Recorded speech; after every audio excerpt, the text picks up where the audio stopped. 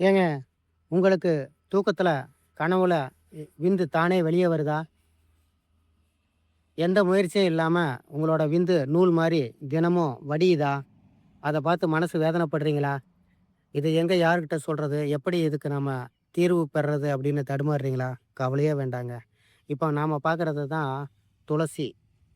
இந்த துளசியோட வேர் பாகம் தான் நமக்கு வந்து மருந்தா பயன்படுது. தேவையான அளவுக்கு இந்த துளசியை வந்து சேகரிச்சு, அதோட வேர வந்து சின்ன சின்னதா நறுக்கி, நிழலில் உலர்த்தி இடித்து வஸ்திரகாயம் பண்ணி வச்சுக்கணும். தினமும் ஒரு 2 கிராம் அளவுக்கு இதை வந்து நீங்க தேன்ல குழச்சு சாப்பிடலாம். அல்லது காய்ச்சிய பால்ல கலந்து சாப்பிடலாம். அது மாரி நீங்க தொடர்ந்து சாப்பிட்டுட்டு வந்தீங்கன்னா, நிச்சயமா உங்களுக்கு நான் ஏற்கனவே சொன்ன இந்த விந்து தானே வழியிறது அல்லது சொப்பனஸ்கலிதம் அப்படின்னு சொல்லக்கூடிய பிரச்சனை இது எல்லாம் சால்வ் ஆகும்.